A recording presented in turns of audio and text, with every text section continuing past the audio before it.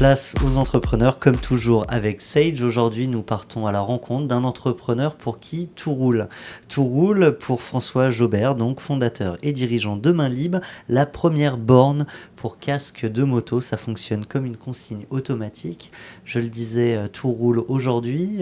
Tout n'était pas bien parti. Vous avez su rebondir. Est-ce qu'on peut revenir sur les débuts de l'aventure ? Bah oui, avec plaisir. Donc, du coup, les débuts de l'aventure, c'était un voyage universitaire en Asie et en Chine plus précisément, où j'ai vu des consignes pour les parapluies, un truc que j'avais jamais vu ailleurs. Et les Chinois donc arrivent et déposent leurs parapluies, verrouillent leurs parapluies à l'entrée des cinémas, des centres commerciaux. Je trouvais ça assez intéressant. Puis de retour en France, je me suis dit on a de la pluie aussi chez nous, du coup autant importer ces consignes à parapluies et les vendre en France. Et ça marchait pas du tout. J'ai pas réussi à en placer une seule sur les 3 que j'avais importées. Et donc je suis allé dans la rue, discuter, regarder, observer ce qui se passait. Et je me suis rendu compte qu'en fait, même quand il pleuvait, les gens n'avaient pas de parapluie ou alors des parapluies bas de gamme. En revanche, ils avaient dans les mains des casques de moto, de scooter, qui valent pour le coup cher, qui sont encombrants. Et donc je suis allé interroger ces personnes-là en leur demandant mais pourquoi vous avez ce casque dans les mains ? À quel point c'est encombrant. Ce qui est intéressant, c'est que ce besoin, ce n'était pas un besoin que vous avez vécu. On dit toujours que l'entrepreneur voit un besoin, il le vit et du coup, il a l'idée de business qu'il va développer. Vous, ça n'a pas été tout à fait ça. Vous êtes allé finalement interroger et trouver le besoin chez les autres. Exactement, le besoin, je m'en suis rendu compte presque par erreur à cause de ces parapluies. Là, je suis allé voir ces motards, leur demander pourquoi ils avaient leur casque en main. Je me suis rendu compte que il n'y avait pas toujours moyen de le laisser dans le véhicule, surtout si on a une belle moto. Ou alors, même quand on est en scooter, avec le vandalisme qui est très fort dans une ville comme Paris, on ne le laisse pas dans son scoot. Et donc les gens se baladent avec, et un casque c'est encombrant, ça coûte cher, ça prend de la place, c'est fragile. Et donc là, je me suis dit, on va créer la première consigne pour les casques. Alors, tout roule pour vous, hein, et on va enchaîner comme ça parce que tout roule à plusieurs niveaux. Plus de personnes en 2 roues, déjà, et puis un plan Vigipirate qui finalement veut dire beaucoup de choses pour vous.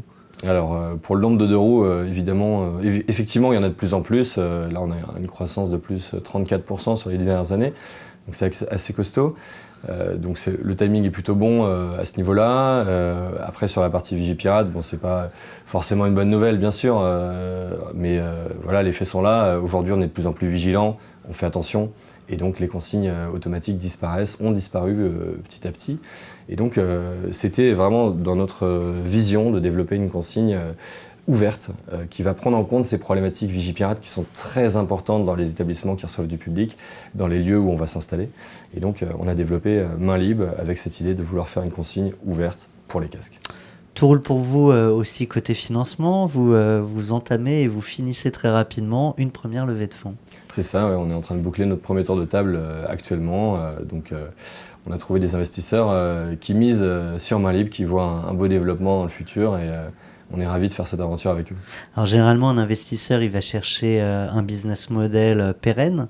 Quel est le vôtre ? Alors le modèle économique qu'on propose, c'est de louer les bornes aux établissements, donc aux centres commerciaux, aux cinémas, aux parkings de gare, d'aéroports, et d'offrir derrière le service à leurs clients. Et donc pour nous, on leur apporte un service complet où on leur met évidemment à disposition les bornes. On fait la livraison, l'installation, la maintenance, le SAV, l'entretien, on s'occupe de tout. C'est une solution clé en main et les établissements n'ont rien à faire. Ça va même un peu plus loin avec de la collecte de données, parce qu'on est sur un public de motards qui intéresse fortement certaines marques. Effectivement, oui, avec l'application Main Libre, qui vous permet en tant qu'utilisateur de géolocaliser les bornes autour de vous, de voir la disponibilité en temps réel. Et bien, grâce à cette application-là, on peut aussi monnayer de la donnée utilisateur avec une cible très précise qui intéresse effectivement des annonceurs dans le monde du 2 roues. Alors ça n'a rien à voir, mais vous avez utilisé une petite astuce qu'on voit aussi dans certains restaurants.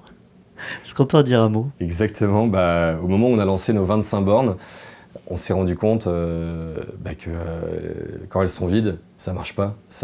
Les gens ne comprennent pas, ne la voient pas, ou n'ont pas confiance, parce que c'est quelque chose de complètement nouveau et il y a un sentiment de confiance à apporter.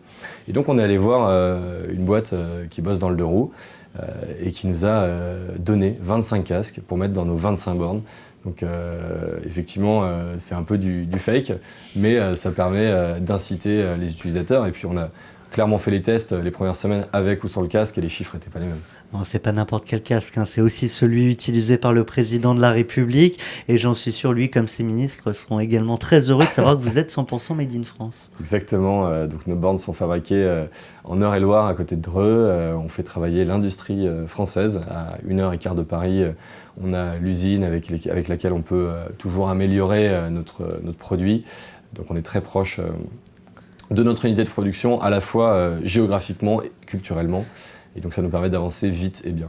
Vous améliorez votre produit et vous avancez aussi vite et bien avec des très très gros projets à venir. Est-ce qu'on peut en dire un mot? Effectivement, ouais, on développe un deuxième produit beaucoup plus volumineux qui va répondre à un besoin précis dans les stades et les salles de concert où on a dans un très court laps de temps des milliers de personnes qui arrivent, qui affluent et potentiellement des milliers de casques aussi. Et donc là, on développe une version modulable qui va nous permettre de faire des murs entiers de casques au Parc des Princes, au Stade de France, au Zénith de Paris, partout. Tout roule donc pour l'entreprise Main Libre et son fondateur, François Jobert. On était avec Sage et avec vous. Merci beaucoup. Merci.